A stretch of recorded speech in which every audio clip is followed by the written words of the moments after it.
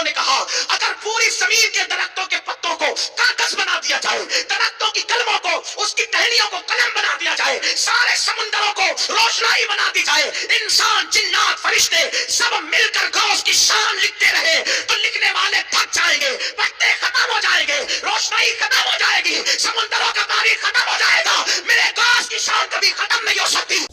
ناظرین، ابھی آپ نے بریلوی مذہب سے تعلق رکھنے والے امین القادری صاحب کا بیان سنا ہوگا اور دیکھا ہوگا۔ اس نے کیا کہا اور کس کے بارے میں کہا؟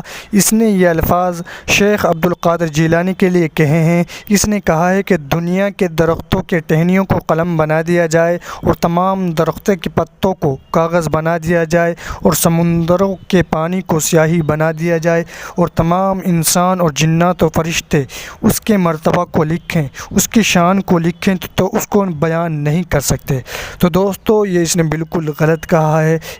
اس کا نام امین القادری ہے، یہ بریلوی مذہب سے تعلق رکھنے والے ہیں۔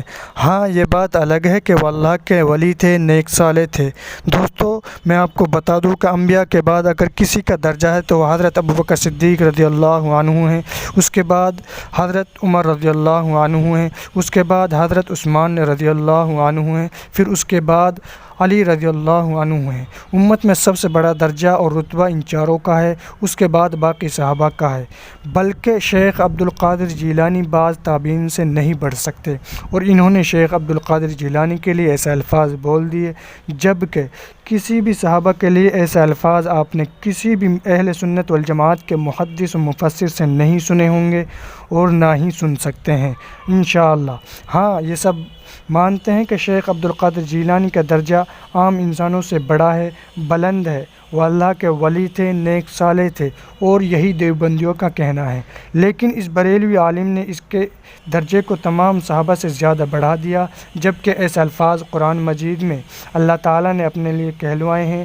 یہ ہے آیت قُل لَوْ كَانَ الْبَحْرُ مِدَادًا لِكَلِمَاتِ رَبِّي لَنَفِدَ الْبَحْرُ قَبْلَ أَن تَنفَدَ كَلِمَاتُ رَبِّي وَلَوْ جِئْنَا بِمِثْلِهِ مَدَدًا۔ اس آیت کا مطلب یہ ہے کہ پوری دنیا کے انسان و جنات اللہ کے کلمات کو لکھنے چاہیں اور لکھنے کے لیے تمام سمندروں کو سیاہی بنا دیا جائے اور تمام درختوں کو قلم بنا دیا جائے، پھر بھی اللہ کے کلمات کو نہیں لکھ سکتے، اور ان کے مدد کے واسطے اور بھی سمندروں کو پیدا کر دیا جائے اور بھی درختوں کو پیدا کر دیا جائے، پھر بھی اللہ کے کلمات کو نہیں لکھ سکتے۔ یہ الفاظ اللہ تعالیٰ کے لیے ہیں۔ تو بریلویوں، جس انسان کا، جس ولی کا جو مقام ہے اس کو اس کے درجے میں رکھیے۔ جس کا آپ نے بیان سنا ہے، یہ بہت باتوں کو غلط بیان کرتے ہیں، یہ اس وقت کا بہت بڑا فتنہ ہے۔